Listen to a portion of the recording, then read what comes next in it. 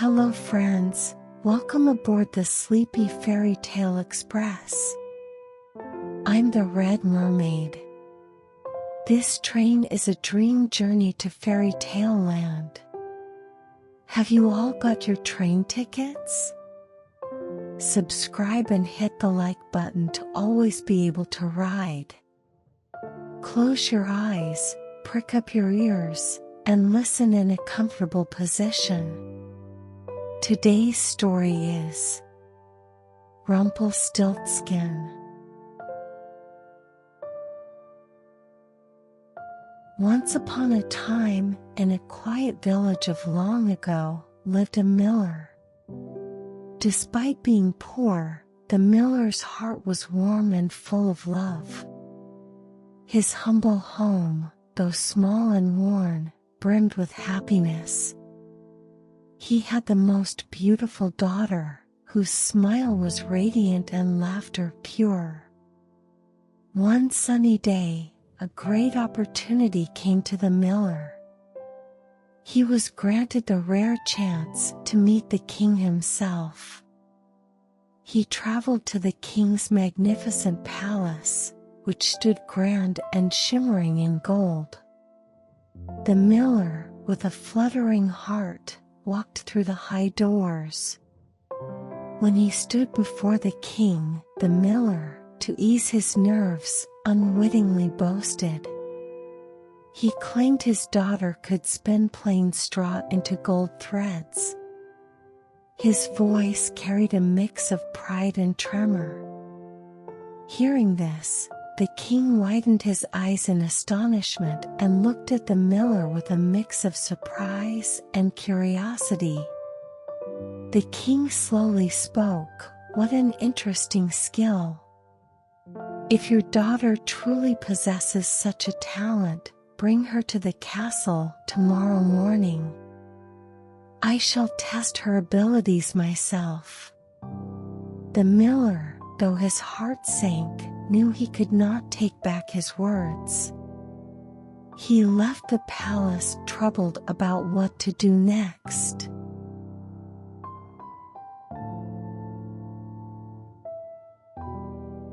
Heavy-hearted and filled with worry, the miller took his beloved daughter to the king's palace. The daughter held her father's hand tightly, her face noticeably pale as they approached the increasingly imposing palace. The king greeted the miller and his daughter and silently led them to a small room deep within the palace. This room, dark and damp without a window, was filled with rough piles of straw, and an old spinning wheel and spindle lay in a corner.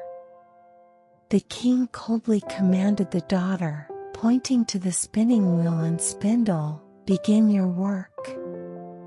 If by tomorrow morning you have not turned these straws into gold threads, you shall die."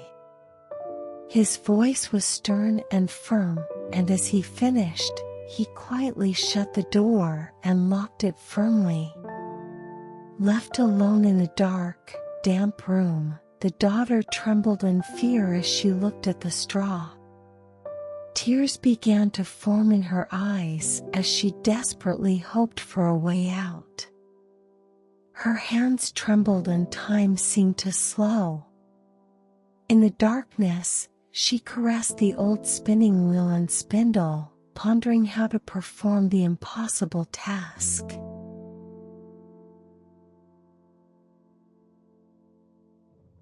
In that dark room, far from the splendor of the royal palace, the miller's daughter felt overwhelming fear. Sitting helplessly before the spinning wheel, she knew not how to turn straw into gold and could not even begin. Her tears quietly streamed down her face, and soon she burst into heavy sobs. As her sobs continued, a mysterious figure appeared with the sound of a small door. It was a dwarf.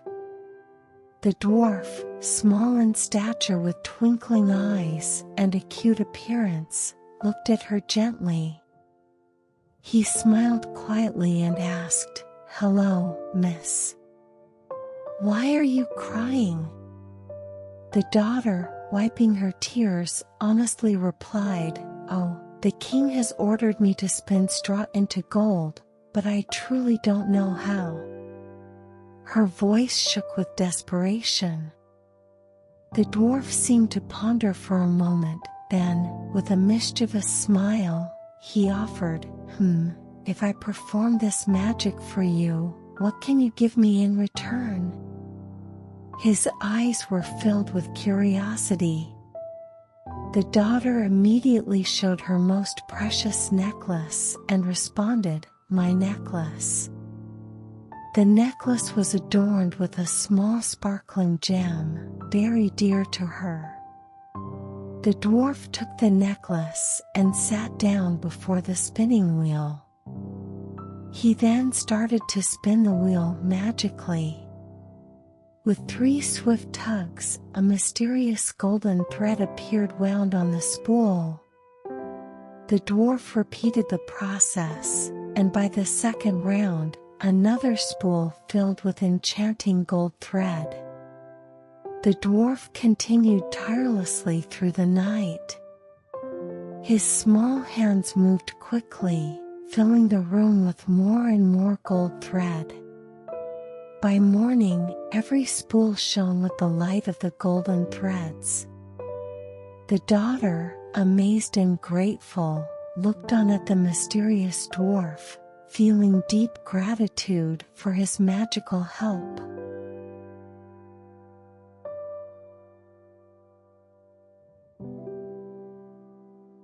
As the morning sun seeped through the windows, the king hurried to the room where the miller's daughter was.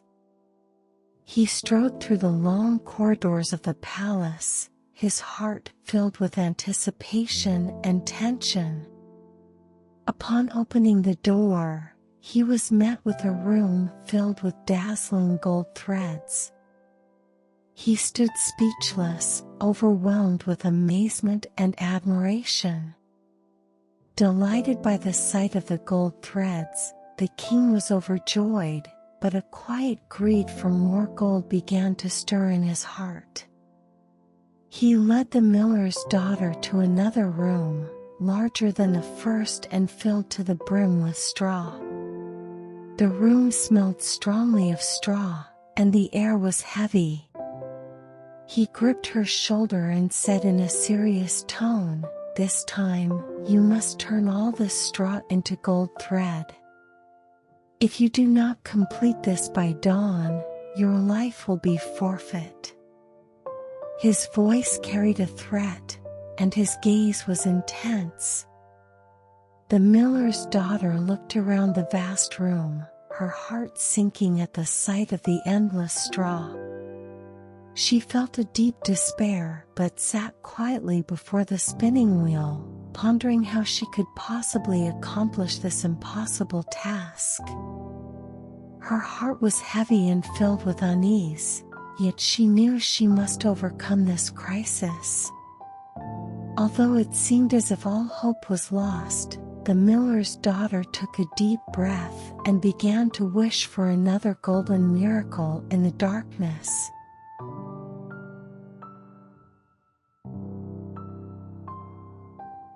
Sitting in the middle of the large room, surrounded by piles of straw, the miller's daughter wept. Overcome with despair, she had no idea how to proceed. Her tears continuously streamed down her cheeks. Then, amidst the quiet footsteps, the door creaked open, and the mysterious dwarf appeared again. The dwarf slowly walked into the room and sat beside her. A concerned smile appeared on his face as he spoke in a warm voice. "If I turn the straw into gold for you, what can you give me this time?" His voice was gentle and inviting. With tears still on her cheeks, the daughter took off a ring from her trembling finger and showed it to him. The ring was small and delicately set with a sparkling gem, shimmering like magic. "It's the ring from my finger." The dwarf accepted the ring and smiled warmly, then sat down at the spinning wheel. He began to spin, his movements agile and precise, and the wheel spun smoothly under his magical touch. With each move of his hands, the straw transformed into radiant gold thread. Throughout the night, the dwarf worked tirelessly, and the room gradually filled with shining gold thread. As dawn approached, the room was a breathtaking sight, with every pile of straw turned into sparkling gold thread. The dwarf's magical skill had once again saved the miller's daughter from a dire predicament. She expressed deep gratitude to the dwarf, deeply moved by his kindness and assistance.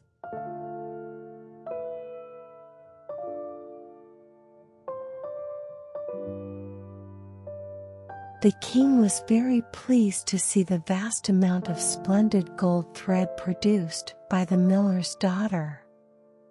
His eyes sparkled at the sight of the gold threads, and he was unable to contain his admiration.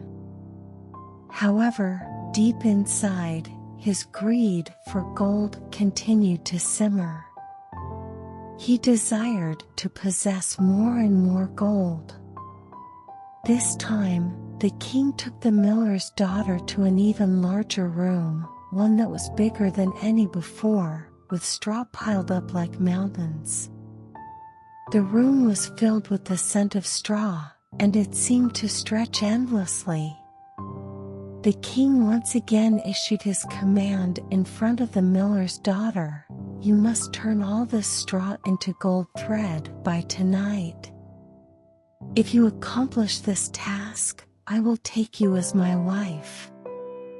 The king's thoughts raced as he considered her potential wealth. Though she is but a miller's daughter, no woman could possibly be richer than her. He planned to marry her to make her wealth his own. The miller's daughter was startled by the king's proposal. Her heart was conflicted, feeling the weight of the great burden once again. She wondered whether the king truly cared for her or just coveted the gold thread. But seeing the vast amount of straw before her, she had no choice but to hope for the dwarf's aid once again.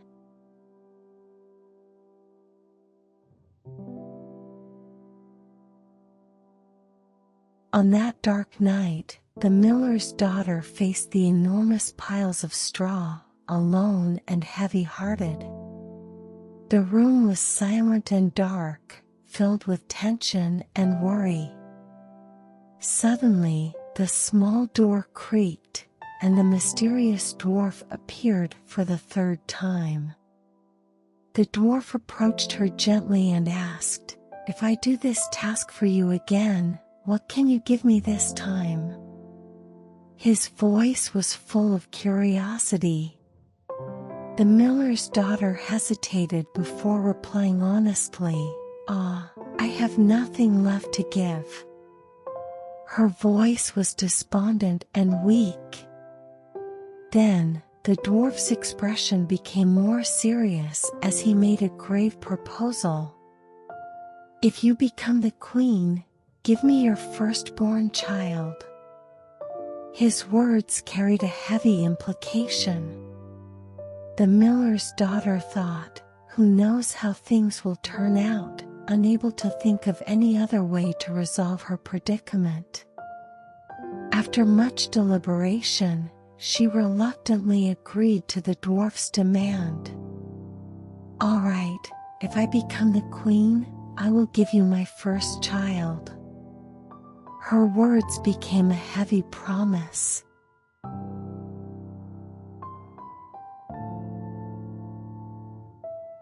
All night, the dwarf's spinning wheel did not stop.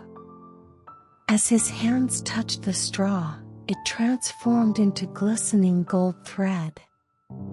The room gradually began to shine with golden light, and beautiful gold threads filled the space. The dwarf kept his promise and once again rescued the miller's daughter from despair. In the early morning, when the king entered the room, he could not hide his astonishment at the marvelous sight before him. The room was filled with gold thread, and his face lit up with satisfaction. He admired the miller's daughter's incredible ability and her future potential. Approaching her, the king extended his hand and said, "Now, you will be my wife." His voice was filled with confidence and joy. Thus, the miller's daughter transformed from a beautiful maiden into a queen. Her new life was splendid and glorious, and respect and love developed between her and the king. However, the queen, formerly the miller's daughter, could never forget the heavy promise she had buried in her heart. The shadow of her promise to the dwarf always accompanied her, making her anxious. While she began her new life as a queen, she also harbored concerns about her uncertain future and pondered daily what choice to make and how to handle the promise.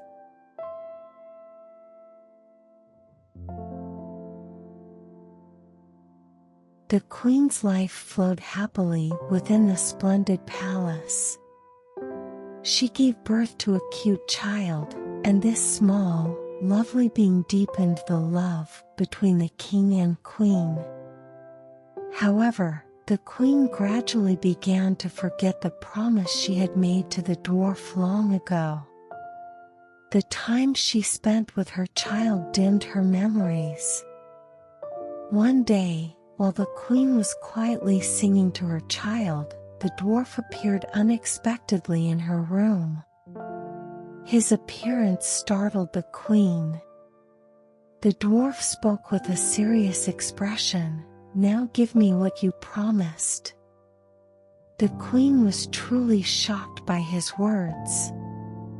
The thought of losing her child filled her heart with terror.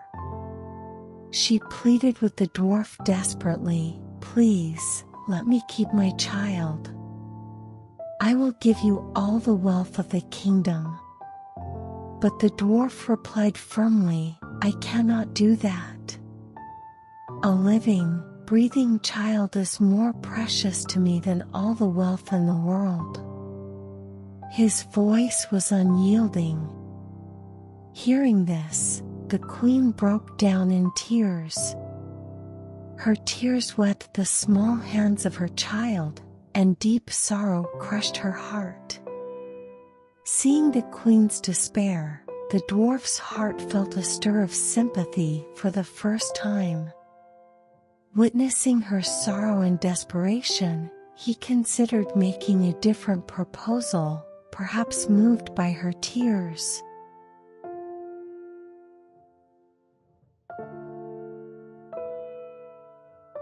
The dwarf gave the queen 3 days' grace.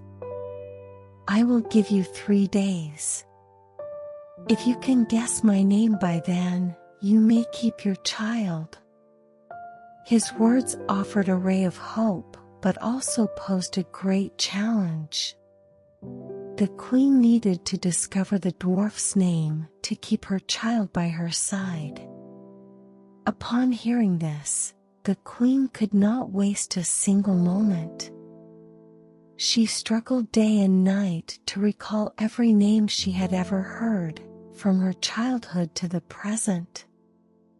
Her heart was filled with desperation, but the dwarf's name was nowhere to be found.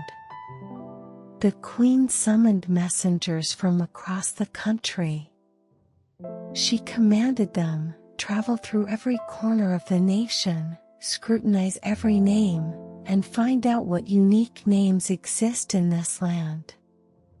The messengers obeyed the queen's orders and scoured the country, collecting numerous names. During these 3 days, the queen barely slept.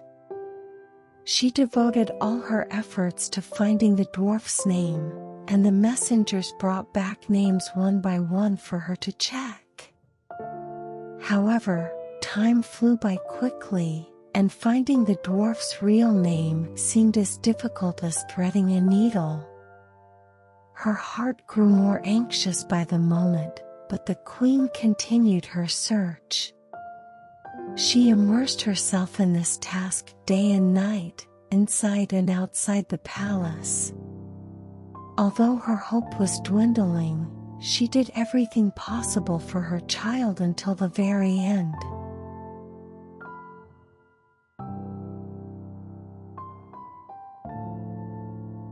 As the second day dawned, the queen was filled with worry and tension.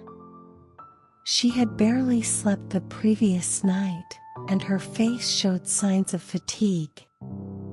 When the dwarf entered the room, the queen began to recite a list of names she had kept hidden deep in her heart. The queen called out each name: Casper, Melchior, Balthazar, and continued with every name she had ever heard, observing the dwarf's reaction.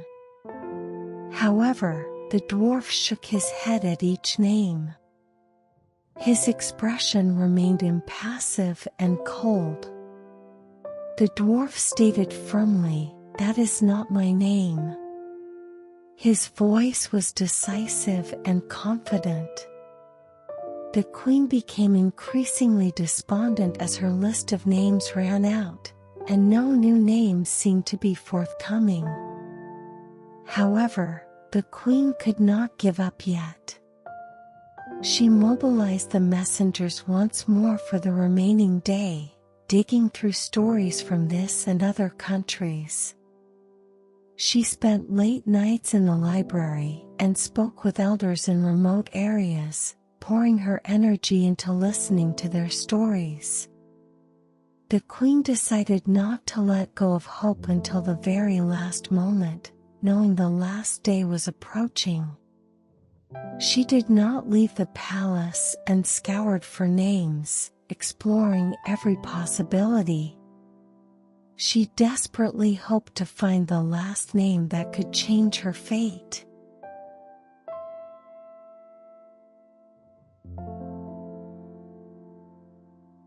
As the end of the second day approached, the queen grew increasingly desperate.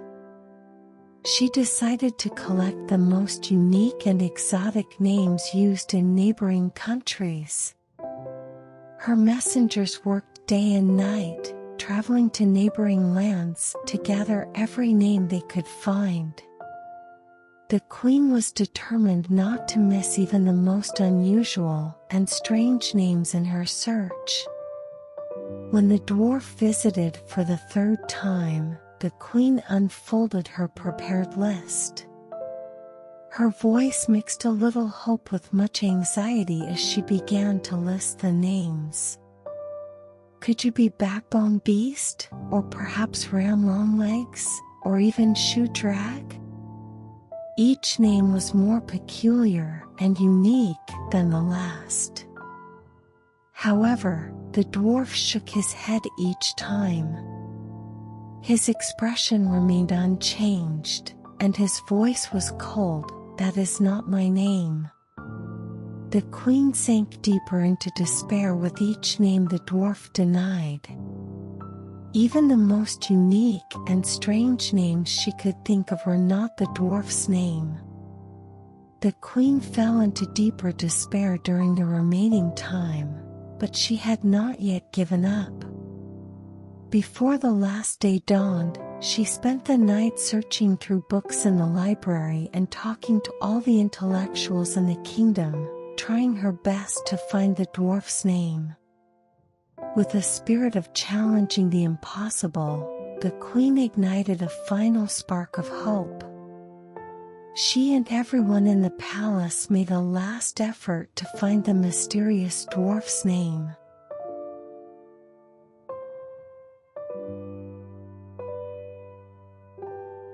On the morning of the third day, the atmosphere in the palace was heavy and tense. The queen had focused all night on finding the name, but still had not discovered the dwarf's name. However, that day, a messenger hurriedly returned and began his report. There was a strange nuance in the messenger's voice. I found no new names. However, when I reached a high mountain at the corner of the forest where foxes and hares bid each other good night, I saw a small cabin. There was a fire lit in front of the house, and around it, a very funny-looking dwarf was hopping on one foot and saying this. The messenger paused to catch his breath and continued. The dwarf was jumping around the fire, singing a song with very odd and unique lyrics. The queen listened intently for the messenger's next words. The messenger relayed the lyrics he had heard exactly.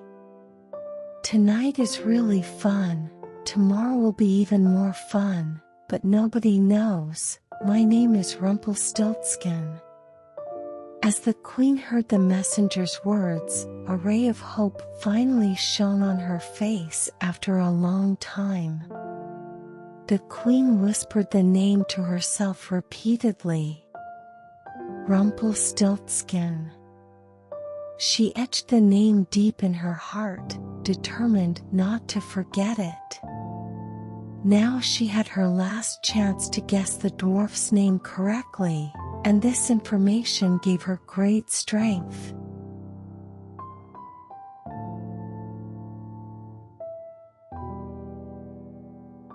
In the great hall of the palace, the dwarf appeared before the queen again.